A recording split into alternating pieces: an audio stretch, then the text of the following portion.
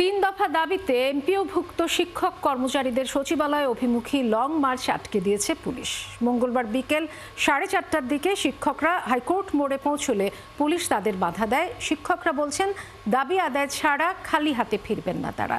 আরও জানাচ্ছেন মোহাইমিনুল খান অপু। বিকেল 4টায় কেন্দ্রীয় শহীদ মিনার থেকে সচিবালয় অভিমুখে মার্চ টু সচিবালয় কর্মসূচি শুরু হয়। দোয়েল চত্বর অতিক্রম করে হাইকোর্ট মাজার গেটে এমপিওভুক্ত বেসরকারি শিক্ষকদের আটকে দেয় পুলিশ। এ সময় শিক্ষকরা সেখানেই বসে নানা স্লোগান দিতে থাকেন। পুলিশি বাধা নিয়ে ক্ষোভ প্রকাশ করেন তারা। কিসের জন্য আমাদের এখানে আটকানো হলো, এই জিনিসটা আমরা কর্তৃপক্ষের কাছ থেকে এখানে জানতে চাই।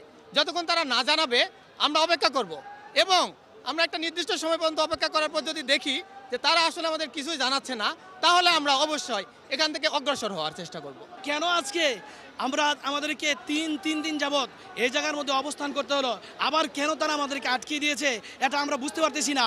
তারাও আমাদের ছাত্র, আমাদের হাতে লেখা ছাড়া তারা সার্টিফিকেট অর্জন করতে পারে নাই। এর আগে লাগাতার কর্মসূচির অংশ হিসেবে কেন্দ্রীয় শহীদ মিনারে অবস্থান ছিল শিক্ষকদের। সেখানে দাবি দেওয়া নিয়ে কথা বলেন তারা। এই মিথ্যা যে আশ্বাস আমাদের দেয়া হয়, সেই আশ্বাসে আমরা আর ঘরে ফিরবো না। আমরা দাবি আদায় করেই এইবার ঘরে ফিরবো ইনশাআল্লাহ। আমাদেরকে রাজপথে না রেখে আমাদের যৌক্তিক দাবি মেনে নিয়ে আমরা আমাদের মহান পেশায় ফিরে যেতে চাই।